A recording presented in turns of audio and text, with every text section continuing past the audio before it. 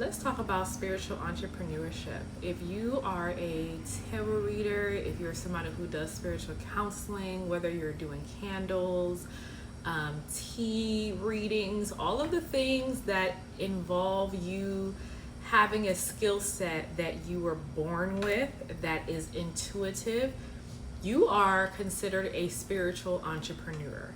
And if you never heard that term before, I'm really excited to be the first one to introduce it to you. Now, what's really important to understand about spiritual entrepreneurship is that there is no blueprint. You are not going to be able to look and find a specific pathway for yourself for this business because you are the business.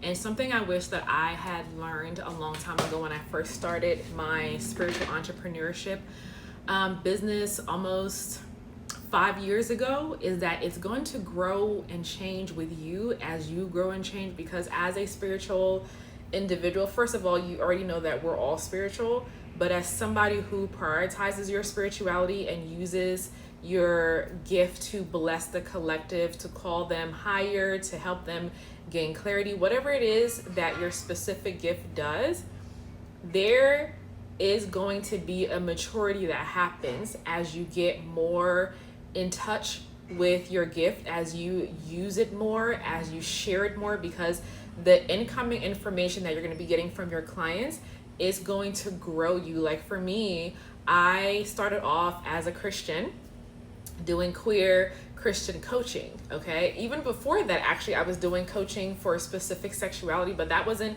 so much spiritual based. That was, I have a background in sexual education.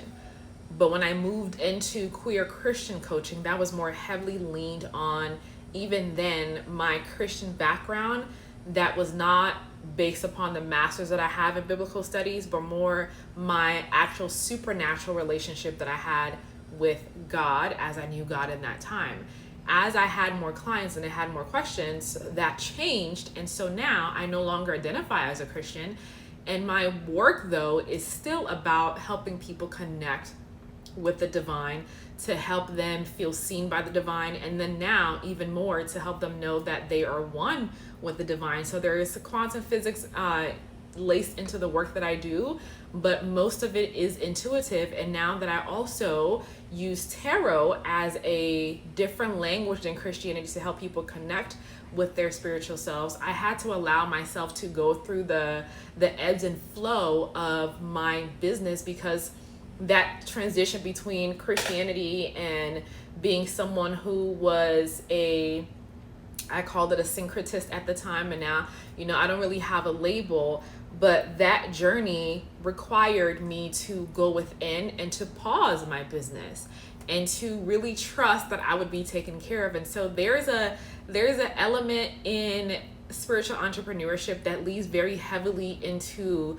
you proving that what you believe is true. And when your beliefs get challenged as you're growing your business, it's hard and it's difficult as you grow, and those quiet seasons are not fun.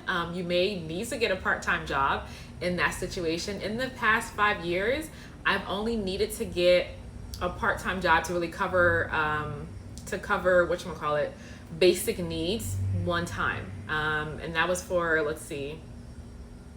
that was an 8 months part-time situation that I had. And so I just want to encourage you as a spiritual entrepreneur that it's okay where you are in your journey right now, and it is your journey, and the gift that you're giving to the world is yourself. So take care of you. And if this is something that you want me to talk more about, since I've been doing this for a while, go ahead, put it in the comments, and don't forget to like, comment, and subscribe, and I'll talk to you later. Bye.